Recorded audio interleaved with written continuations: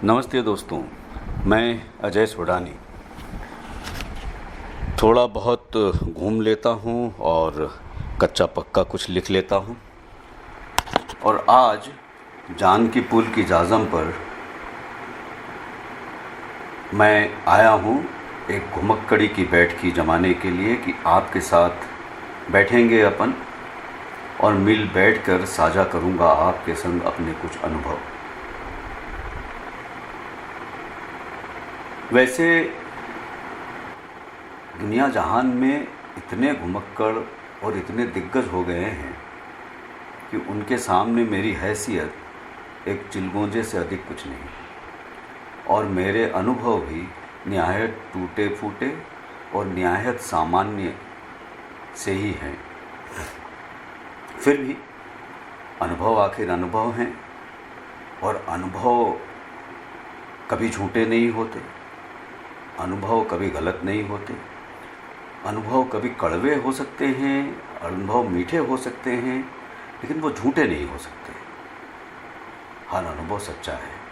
तो जैसे मेरे अनुभव हैं, जैसा मैंने चाहा है, जैसा मैंने देखा है, जैसा मैंने भोगा है और जो मैंने घुमक्कड़ी से पाया है, उसमें से कुछ छोटे मोटे अनुभव मैं आपके साथ साझा करने के लिए यहाँ उपस्थित हुआ हूँ। बंधुओं, इसके पहले कि हम बातों का सिलसिला आगे बढ़ाएं, एक खुलासा कर देना मुझ पर लाजमी है कि मेरी घुमक्कड़ी का दायरा बहुत ही छोटा है। अमूमन मैं ऐसे नितांत निर्जन जगहों पर ही ज़्यादा घुमा हूँ जहाँ गाहे बगाहे कभी कोई आदमजात पहुँचे तो पहुँचे, या कभी ऐसे दूरस्थ स्थानों पे गया हूँ जहाँ के वाशिंदे बरसों में, महीनों में कोई एक आध बाहरी व्यक्ति की सूरत देखें तो देखें। मैं शहरों से गुज़रता अवश्य हूँ, लेकिन ठहरता कदाचित ही कभी। तो इन मायनों में मेरी घुमक्कड़ी का और मेरे अनुभवों का दायरा बड़ा सीमित है, क्योंकि मैं जाता ही हूँ नदी, नाले, पौधे, पहाड़, पंछियों, विटपों, पेड़ों और बीहड़ों में, और उन तथाकथित लोगों में जिनको कभी कभी या बहुधा ही हम लोग जंगली या पिछड़ा ऐसा कह के नकार देते हैं। तो इस लिहाज से मेरे अनुभव भी निहायत ओघड़ होंगे और निहायत ही पिछड़े किस्म के। तो लेकिन जैसे भी हैं, जैसा मैंने कहा, अनुभव आखिर अनुभव हैं, तो वही मैं आपके सामने रखे देता हूँ। दोस्तों, एक बात बड़ी शिद्दत से मैंने महसूस करी है कि हर बार जब मैं किसी यात्रा से लौटता हूँ घर की तरफ, और लगता है कि चलिए एक यात्रा मुकम्मल हुई और घर पहुँच गए, घर पहुँचने के बाद थोड़ा समय निकले न निकले और ये महसूस होता है कि यात्रा तो अभी ख़त्म नहीं हुई, यात्रा तो अभी चल रही है। और ये जो यात्रा शुरू होती है, यात्रा ख़त्म होने के बाद, घर में आने के बाद जो यात्रा शुरू होती है, ये अंतर यात्रा होती है। ये अपने अंदर वो यात्रा को जब हम एक एक दृश्य हमारे सामने से गुज़रता है, तो उस दृश्य का अंतर्निहित सामने प्रकट होने लगता है। जो आँख से देख के आए वो वस्तुतः घर पे आने के बाद समझ पड़ता है, दिल उसको देखता है, तब उसके गूढ़ार्थ सामने आते हैं, तब उसके अर्थ समझ में आते हैं, तब खुलासे होते हैं। ऐसी ही एक घटना जो कालिंदी खाल दर्रे के पास के समय हुई, ये वही अभियान है जिसके बारे में आप दर्रा दर्रा हिमालय में पढ़ चुके हैं, और संभव है कि आप में से कई लोग मेरे सहयात्री रहे होंगे उस यात्रा में किताब के मार्फत। तो उनको ये घटना याद होगी जब हम कालिंदी पास के ऊपर चढ़ रहे हैं, जो कि 20,000 फीट की ऊंचाइयों पर है, और जो कि विश्व का सबसे ऊंचा ट्रैकेबल पास, पैदल चल के पार करे जाने वाला पास माना जाता है। ये वहाँ का किस्सा है। लेकिन वो किस्सा जब घर आने के बाद मुझे मेरे सामने वापस मेरे दिमाग में बार बार दोहराया गया, तो मुझे समझ में आया और याद पड़ी एक कहानी जो मैंने बहुत पहले से और बहुत बचपन से अपनी नानी से सुनता आया हूँ। पहले वो कहानी सुन लें, फिर मैं आपसे साझा करूँगा वो वीडियो का उतना सा हिस्सा जब हम कालिंदी पास पे चल रहे थे। तो कहानी ऐसी है कि नानी बताया करती थी कि किसी ज़माने में दो दोस्त थे, बड़े घनिष्ठ मित्र, जैसे बोलते हैं ना लंगोटिया यार। अब लेकिन उनमें एक फ़र्क था, एक तफावत थी, और बात फ़र्क की ये थी कि एक मानता था कुदरत में, ईश्वर में, भगवान में, शक्तियों में, या जो भी आप नाम उसको देना चाहें, और एक बिल्कुल नहीं मानता था। तो आप मान सकते हैं कि एक कहने को हम सुविधा के लिए बोल देते हैं, एक आस्तिक था और एक नास्तिक था। अब जो इनमें हमेशा ये झगड़ा रहता था कि आस्तिक बोले कि साहब भगवान जो है या खुदा जो है या ईश्वर जो है वो लोगों को पालता है, नास्तिक बोले ऐसा कुछ नहीं है।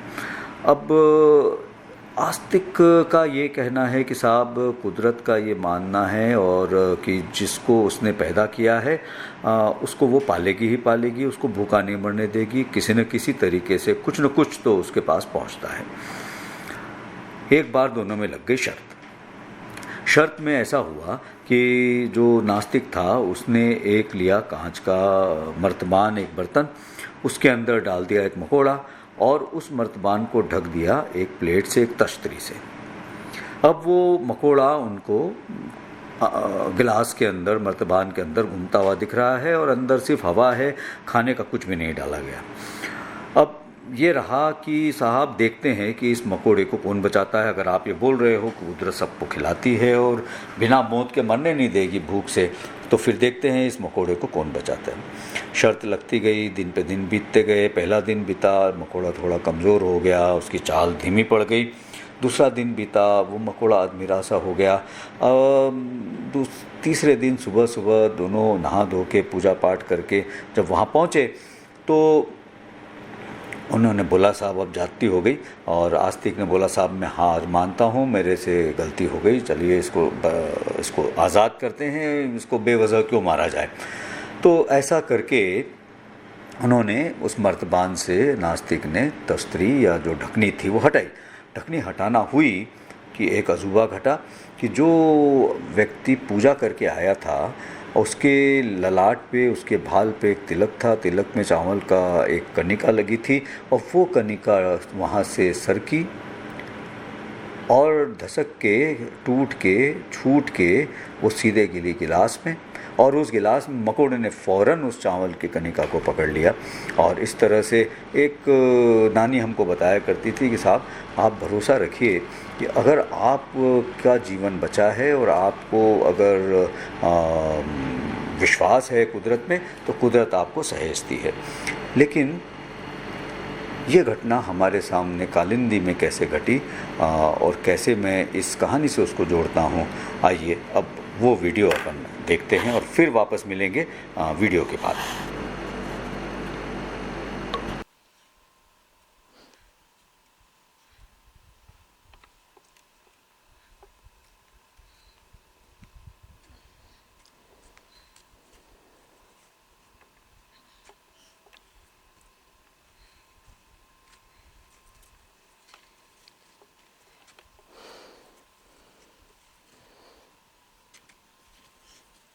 माना अब माना कि इस तरफ क्या है? वो तो पीक नहीं है सर जी, वो अन्य पीक है। ये अननेम्ड है। और अपन इस तरफ चले तो ये भी माने पर्वत में आ गया। ये माना पर्वत का हिस्सा है। सामने चंद्रा पीक। ये चंद्रा पीक, और उसके पीछे जो छोटी दिख रही है वो नहीं, अन्य में सर जी। वो अन्य में है। सामने पे अवलांच पीक है। ये वाली, ये अवलांच, और उसके उधर वो कालिंदी।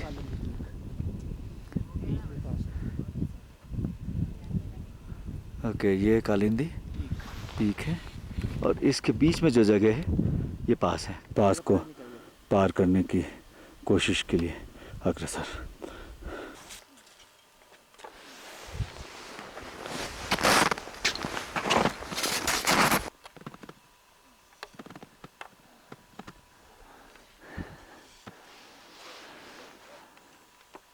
सामने पोर्टर्स हमारे कालंदी पास को क्लाइंबिंग करते हुए।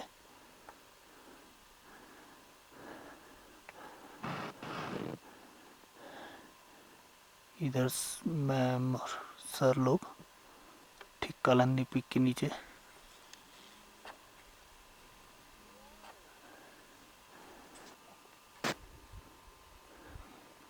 ये पास की तरफ बढ़ते हुए ये हमारा रास्ते के बिल्कुल साइड में ओपन क्रेवास जो इसी साल ओपन हुआ है।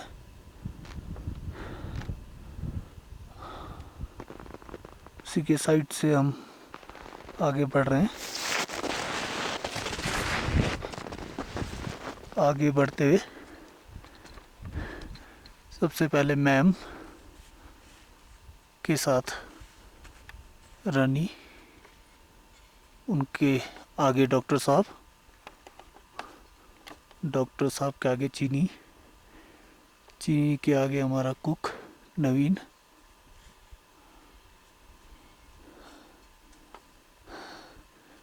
अभी वॉल क्लाइंबिंग कर रहे हैं। उसके पीछे चीनी धीरे धीरे बढ़ते हुए रोप अप के साथ।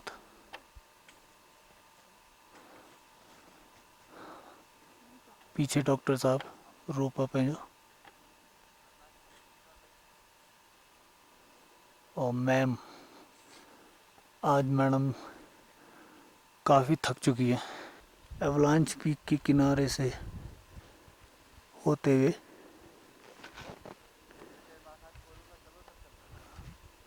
हम लोग ठीक पास के नज़दीक। मैम आज काफ़ी थक गई है। मैम को रनी हाथ पकड़ के ले जाता हुआ डॉक्टर साहब रोप अप होकर, उनके आगे चीनी, और आज लीड कर रहा है नवीन ठीक पास से थोड़ा नीचे। ये कालंदी पीक,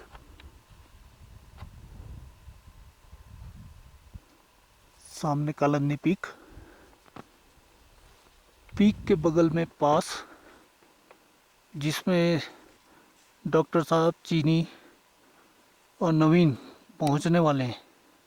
और सोनी, नवीन और रविंद्र, इनकी सतत सहायता से हम लोग यहाँ समुद्र तल से लगभग 20,000 फीट की ऊंचाई से कालिंदी पास पे खड़े हैं।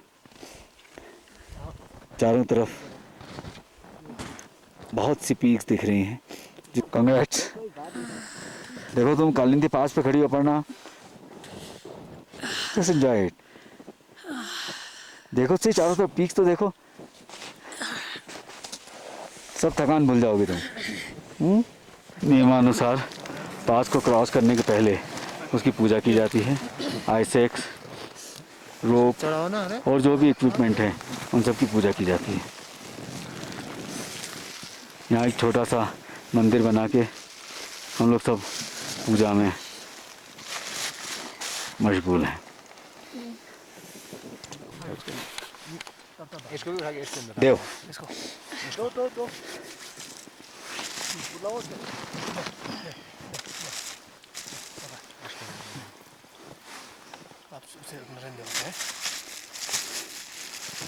पूजा का प्रसाद हाथ के हाथ। दोस्तों, ये जो देखा आपने, इसको देख के कहीं आप ये मत समझ लीजिएगा कि मैं आप पे कुछ ऐसा जाहिर करना चाहता हूँ कि चमत्कार नाम की कोई चीज़ होती है। देखिए, ये मैं बिल्कुल साफ कह दूँ कि मैं चमत्कारों का कतई हामी नहीं। अलबत्ता मुझे इस बात पे शिद्दत से भरोसा है कि कुदरत जो है ना, इससे बड़ा कोई गुरु नहीं है। अगर कोई करीने से इसके पास जाए और इससे सट के बैठे, कुछ इससे बात करे, बतियाए, तो ये आपको बहुत सारी चीज़ें बताती है, ख़ास करके ये कि कैसे बढ़ते हैं हम हमारा जीवन, कैसे हम एकाकार हो जाएं कुदरत से, जिसका कि हम वास्तव में एक हिस्सा हैं। ये चीज़ मुझे तो कुदरत के पास जाके ही समझ में आई। लोग अमूमन ये जानना चाहते हैं मुझसे, और कई बार आश्चर्यचकित भी होते हैं, और कई बार मुझे बेवकूफ़ भी जानते हैं कि क्यों मैं दिनों दिन, महीनों महीनों, हफ्तों हफ्तों इन बीहड़ों में भटकता हूँ, और आखिर क्या पाता हूँ मैं आंटी से पैसा खर्चा करके। न कोई वहाँ से मोमेंटो आते हैं, और न कोई कालीन आते हैं, न कोई ऐसी चीज़ें आती हैं जो मैं अपने घर की दीवारों पे टांग लूँ, बता दूँ लोगों को कि साहब ये मैंने वहाँ से पाया। अब उनको मैं कैसे कहूँ कि भाई साहब जो मैंने पाया है वो तो मेरे अंदर है, मेरे भीतर है, मेरे जिगर में है, मेरे जेहन में है, मेरे खून में है, मेरे रक्त में है, मेरी मज्जा में समा गया है। उसे मैं दीवारों पे तो नहीं टांगा जा सकता। मैं शिद्दत से महसूस करता हूँ कि जितनी बार मैं जाता हूँ हिमालय के पास या कहीं भी ऐसी दूरस्थ स्थानों पर जो मानवीय मनोविकारों से अभी इतर है, जहाँ मनुज प्रदत्त प्रदूषण अभी नहीं पहुँचा है, ऐसी जगह से जब मैं लौटता हूँ तो अपने आप को कुछ बेहतर इंसान पाता हूँ, अपने आप को परिष्कृत और परिमार्जित पाता हूँ।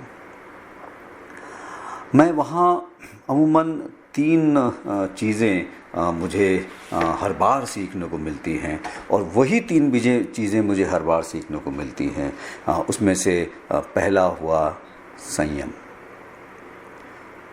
दूसरी चीज़ है भरोसा, और तीसरा है प्रेम। लेकिन जब मैं लौट के आता हूँ अपने वालों में, अपने शहर में, अपने वातावरण में, अपने समाज में, तो न मालूम क्यों धीरे धीरे संयम छूटता जाता है, भरोसा टूटता जाता है, और प्रेम जो है ना वो विच्छिन्न हो जाता है। और 6-8 महीने के अंदर ही मैं अपने आप को खोखला सा महसूस करने लगता हूँ, और फिर से भागता हूँ वापस किसी ऐसी इलाके में, वो जो कहते हैं ना रिचार्ज करने की गरज से कि वापस मुझे कुछ ये चीज़ें मिलें, फिर से मैं पुनर्पाठ करूँ इन्हीं चीज़ों का। तो यहाँ जो आपने देखा कि ये जो पक्षी है, इसने कितना संयम बरता होगा। ये कहीं अचानक आसमान से तो नहीं टपका, इसने मालूम नहीं कब से पीछा करा होगा हमसे, हमारी नज़र बचा के। इसे शायद अंदाज़ होगा कि जो भी यहाँ से निकलते हैं वो किसी न किसी जगह कुछ खाने का छोड़ेंगे, और कहीं नहीं तो उस पास पे सबसे ऊपर तो छोड़ेंगे ही छोड़ेंगे। न मालूम कितने संयम से, कितनी देर से या कितने दिनों से हमारे पीछे ये भाग रहा होगा, भटक रहा होगा। ये संयम मुझे उस समय तो समझ में नहीं आया। उस समय तो मुझे वास्तव में ईमानदारी से कहूँ तो लगा कि बड़ा चमत्कार है और बड़े अच्छे लक्षण हैं कि हम लोग बच के निकल जाएंगे। लेकिन बाद में जब घर में आकर जो अंतरयात्रा चलती है, जब ये दृश्य देखते हैं, उन दृश्यों को बार बार अपन अपने मनोपटल पे देखते हैं, तब ये बात मुझे समझ में आई कि प्रकृति ने मुझे सिखाया था संयम। और यही संयम हमने बरता, तभी अपर्णा और हम लोग वहाँ से जीवित बच के आए। मैं ये इसलिए कह रहा हूँ कि शायद आपने लक्ष्य किया हो कि जब हम लोग ऊपर पहुँचे कालिंदी पे, तो अपर्णा की तबीयत बड़ी नासाज थी, उसके होंठ नीले पड़ चुके थे और वो लगभग सन्निपात की स्थिति में थी, जिसको हम लोग हाई माउंटेन सिकनेस बोलते हैं। इसमें दिमाग के अंदर सूजन आने लगती है और ये बड़ी प्राणघातक स्थिति होती है। इलाज होता है इसका फ़ौरन से पेशतर मरीज़ को 2-3-4 हज़ार फीट नीचे जितना हो सके लेके जाना और भागते जाना। अब देखिए साहब, हम बैठे थे 20,000 फीट पे, वहाँ प्राणवायु इतनी कम है कि आपकी चिंतन प्रक्रिया भी बहुत शिथिल हो जाती है, आप सही निर्णय नहीं ले पाते, आप बहुत तेज़ी से कोई काम नहीं कर सकते, और जो जगह है वो भी ऐसी नहीं है, मतलब जो भूमि है वो भी ऐसी नहीं जहाँ आप तेज़ी से भागे, बहुत भरोसे लायक भूमि नहीं है, क्रेवासों से अटी। इसी एक संयम और भरोसे के रस्सी के चलते हम लोग अपर्णा को उसी से बांध बहुत तेज़ी से नीचे आ पाए और छोटे से अंतराल में बीच में अवालांच को लांघते हुए, कई क्रेवासों को लांघते हुए हम लोग 3-4 हज़ार फीट नीचे आए और आज मैं आपके सामने बैठा हूँ और अपनी कहानी कह रहा हूँ। तो चलिए, ये बात तो हुई। अब हम चलते हैं एक दूसरे वाक़ये की तरफ, जहाँ से मैंने भरोसा करना सीखा प्रकृति पे और भरोसा करना सीखा आदमी पे। वो घटना, वो वाक़या कैसा हुआ और कैसे घटा, इस पे मैं आपको अब लेके चलता हूँ। तो हुज़ूर, ये वाक़या है 2010 का। वो बारिशों के मौसम थे और अमूमन इन मौसमों में कोई पहाड़ों पर तो जाता नहीं है और ख़ास करके ऊंचे इलाकों में तो हिमालय के कोई नहीं जाता। लेकिन हमारी ज़िद थी कि इसी मौसम में जाना। और ज़िद वैसे देखा जाए तो बेजा भी नहीं थी। कारण ये था कि इसी मौसम में, यानी कि जुलाई और अगस्त के मौसम में ही हिमालय के कुछ छुपे गोशों में कुछ ऐसे फूल उगते हैं जो कि बेहश्ती फूल हैं, स्वर्गीय फूल हैं। उनमें से एक है ब्रह्म कमल या फ़ेन कमल, और एक फूल ऐसा है जिसकी आवाजाही कई कहानियों में, कई कहावतों में, कई और तो और दिनकर जी की कविता में भी है, और वो फूल है नीलकमल। सुनने में आया था कि ये फूल 18-19 हज़ार फीट पे मिलता है, और ये सारे ही फूल अगर एक मुश्त देखना हो तो फिर जो सियान गार्ड घाटी है वो सबसे मुफीद जगह है। तो लिहाजा ये तय किया गया कि हम लोग सब सियान घाट घाटी में जाएंगे और सियान गार्ड नदी के किनारे किनारे चलते हुए हम इन फूलों तक पहुंचेंगे। और मंजिल मकसूद इन फूलों के उस पार धूमधार कांडी नाम का एक दर्रा, जो कि लगभग 18-19 हज़ार फीट के बीच में है, उस दर्रे को पार करके हम पहुंचेंगे वहाँ, जो कि हमारे हिसाब से पांडव की हिमालय यात्रा का मार्ग है। और वो जो कि वो इलाका जो कि दुर्योधन का देश है, तो ये जहाँ के निवासी अपना राब्ता हिमालय काल से आज तक मानते हैं और उसी ढंग से उन्हीं परिपाटियों का अनुपालन आज भी कर रहे हैं। बहरहाल, तो हम जब इस सियान गार्ड नदी की घाटी में पहुँचे तो काफ़ी बारिशों का मौसम था, जैसा कि मैंने बताया। तो बहुत ही फूल थे, सारी घाटी बिल्कुल हरियल, एकदम आनंद आ गया वाली बात थी। लेकिन जैसे जैसे आगे बढ़े पहाड़ टूटते रहे, पहाड़ दरकते रहे और वापस लौटने के रास्ते एक एक करके बंद होते रहे। अब यहाँ ये मैं आपको बताऊं कि जो हमारी मंशा थी जिन फूलों तक पहुँचने की, जिस दर्रे को पार करने की, उन फूलों और दर्रे के बीच में यह अड़चन एकमात्र थी, और वो थी सियान गार्ड नदी। कभी न कभी इस घाटी में एक बार हमको नदी को पार करके, क्रॉस करके, लांघ के उस तरफ जाना पड़ता जहाँ वो फूल थे और जहाँ से आगे का उस दर्रे का रास्ता जाता था। तो हुआ यूँ कि हम लोग घाटी के वहाँ तक पहुँचे और नदी तो बारिश की थी और अच्छी खासी पूर पे थी।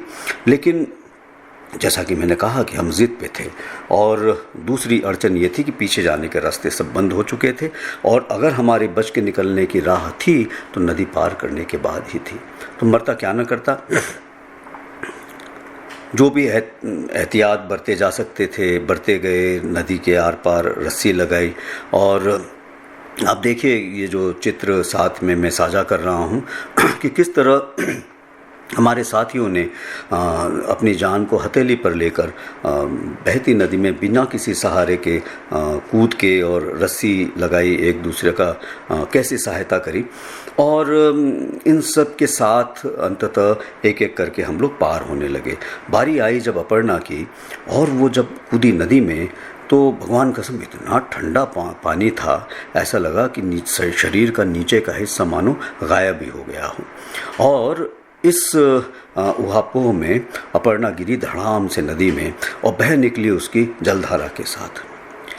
जिसने अपर्णा की कमर पर बंधी रस्सी हाथ थामी थी, उसके हाथ से रस्सी छूटी और हम लोगों का धैर्य भी छूट गया।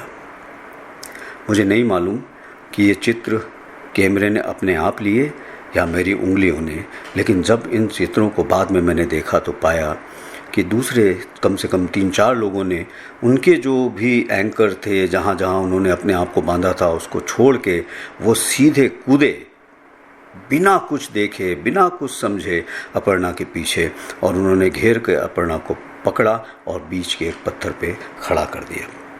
अगर वो न होते तो आज हम न होते, ये बात तय है। बोलने वाले बोलेंगे कि साहब ये तो निहायत अहमकाना काम है, मतलब कि एक तो आप गलत काल में हिमालय जा रहे हैं, जब ज़माने में कोई न जाता है तब आप वहाँ जा रहे हैं, और अनजान नदी में बहती उफनती नदी में सिर्फ कुछ रस्सियों के सहारे और कुछ अनपढ़, अनाड़ी और गंवठी लोगों के सहारे आप नदी में कूद गए। तो ये तो आपके साथ होना ही था। लेकिन क्या कहूँ साहब, बात तो सही है कि हमारी जिद थी, लेकिन बात ये भी सही है कि आदमी अपनी आमद के समय से ही जिद्दी रहा है। प्रकृति से अगर वो जिद से आगे नहीं बढ़ता तो हम वहाँ तक पहुँचते नहीं जहाँ हम आज अपने आप को खड़ा हुआ पाते हैं। लेकिन हुआ ये कि इन दरमियानी समय में जो आदमी की प्रकृति से आगे बढ़ने की जिद थी, वो कहीं न कहीं प्रकृति पे काबीज होने की जिद पे तब्दील हो गई और कुदरत के कारोबार में हमारा सीधा हस्तक्षेप होने लगा। ये नदी को लांघना हम नदी का मतलब नदी को लांघना कोई कुदरत के कारोबार में हस्तक्षेप नहीं था। हम नदी को बांधना नहीं चाहते थे, लांघना चाहते थे, और लांघने के पीछे भी हमारी जो मंशा थी वो सात्विकी थी। लेकिन जब जब भले मंशा सात्विक हो या मंशा तामसिक हो, आप कुदरत पे काबीज होना चाहें, कुदरत अपना काम करती है, वह आपको पीछे धकेल देती है। और जब कुदरत का कहर बरपाता है, तब अगर आपको कोई बचाता है तो वो होता है आदमी। ऐसे समय आदमी ही आदमी का एकमात्र सहारा है। और इन संकट काल में, ऐसे कठिन समय में आदमी न हिंदू होता है, न मुसलमान, न गरीब होता है, न अमीर, न पढ़ा लिखा होता है, न कम पढ़ा लिखा। आदमी सिर्फ होता है या तो खरा या तो खोटा। ये आदमी में आदमियत की पहचान का काल होता है और आप उसी आदमियत के भरोसे अपना दांव खेल जाते हैं। आज का जो काल चल रहा है, जिससे हम गुजर रहे हैं, ये हमारे देखे मानवता पे प्रकृति का, ऐसा लोग कहते हैं कि प्रकृति का कहर है, सबसे बड़ा कहर है। अब ये आने वाला समय निर्धारित करेगा कि इस कहर के बायस कितने आदमी के कारण हैं, कितनी कारगुजारियाँ आदमी की हैं, जिसने पूरे देश दुनिया को इस कगार पे लाके खड़ा कर दिया। लेकिन आज तो हमारे सामने जद्दोजहद है खुद को बचा के यहाँ से निकल जाने की। और इस समय ये बहुत ज़रूरी है कि हम आदमी पर भरोसा करें, हम अपनी संवेदनाएं बचाए रखें, हम अपना प्रेम आदमी के प्रति प्रेम बनाए रखें, और ख़ास करके तब जबकि शक्तियाँ इसके विरोध में कारगर हैं, जबकि शक्तियाँ ये कोशिश कर रही हैं कि आदमी आदमी से अलग हो जाए, आदमी और आदमी के बीच में गहरी खाइयाँ पड़ जाएं। जब ये काल ऐसा है जबकि 20,000 50,000 लोग अपने घरों में, अपने खेतों में, अपने खलिहानों में, अपने परिवारों से मिलने के लिए, छुपने के लिए, कहीं एक महफूज स्थान पाने के लिए हज़ारों सैकड़ों किलोमीटर पैदल चलते हैं। तो उसी काल में हमको शक्तियाँ ये बताती हैं कि आप घर में बैठे रहें और आपके घर में राशन कोई बड़े स्टोर्स और बड़े बड़े जो नामचीन कॉरपोरेट हाउसेस हैं वो एक फ़ोन पे पहुंचा देंगे, जबकि उसी समय कोई आदमी पैदल चलता हुआ सड़क पर भूखों मर जाएगा। ऐसे काल में जब कारगुजारियाँ धर्म आधारित प्रमाणित करने की कोशिश की जा रही है, ऐसे काल में आदमी का आदमी पर भरोसा बचाए रखना बहुत ज़्यादा मुश्किल होता दिखता है। और ये वो काल है जब हमको ये प्रण करना चाहिए कि हम आदमी के ऊपर भरोसा टूटने न देंगे, और जब भी बात करेंगे तो सिर्फ प्रेम की बात करेंगे, भरोसे की बात करेंगे, क्योंकि प्रेम ही सार है और प्रेम के ऊपर ही सब कुछ निसार है।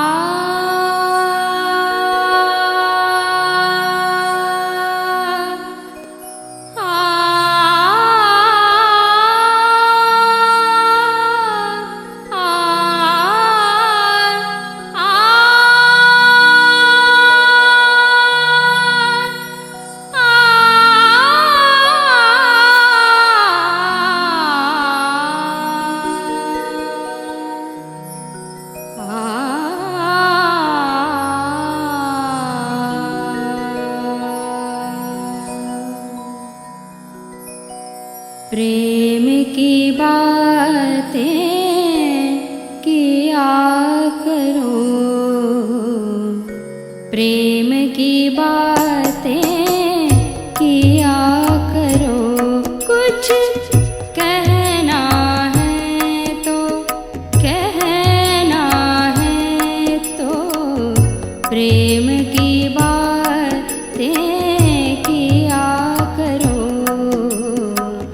प्रेम की बातें किया करो, प्रेम की बातें किया करो, प्रेम की बातें किया करो, प्रेम ही सार है, प्रेम ही सार है, प्रेम ही सार है, प्रेम ही सार है, प्रेम की बातें किया करो, प्रेम की बातें किया करो, प्रेम की बातें किया करो, प्रेम की बातें किया करो।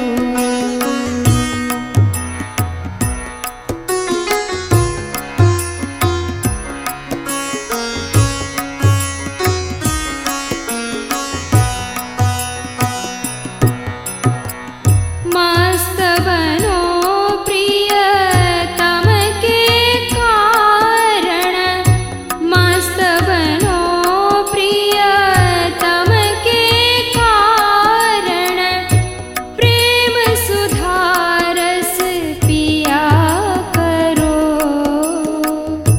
प्रेम सुधारस पिया करो, प्रेम की बातें किया करो, प्रेम की बातें किया करो, प्रेम की बातें किया करो।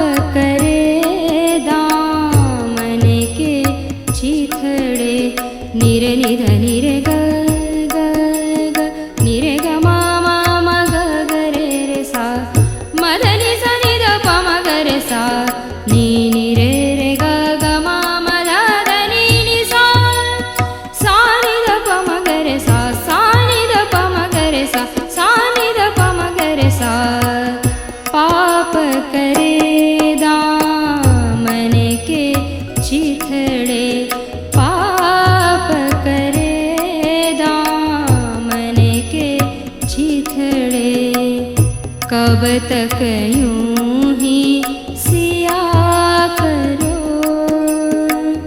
कब तक यूं ही सिया करो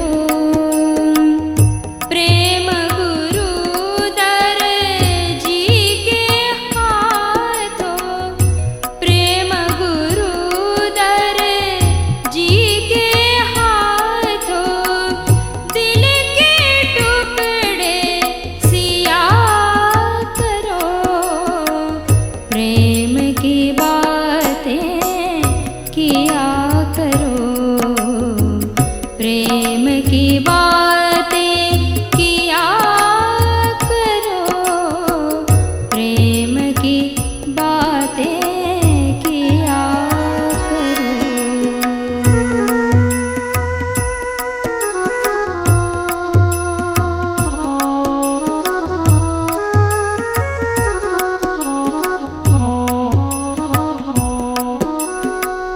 सद्गुरु को सब अपना देकर सद्गुरु को सब अपना देकर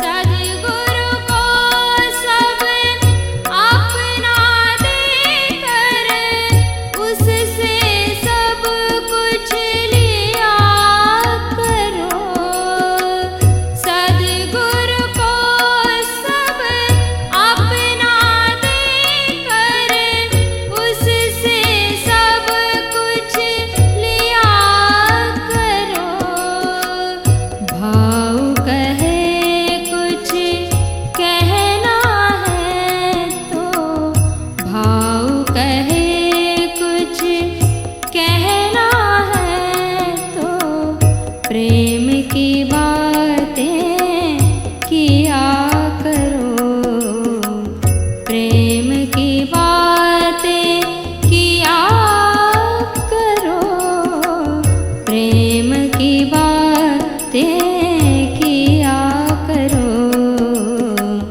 प्रेम की बातें किया करो कुछ कहना है तो कहना है तो प्रेम की बातें किया करो प्रेम ही सार है प्रेम ही सार है प्रेम ही सार है प्रेम ही सार है प्रेम की बात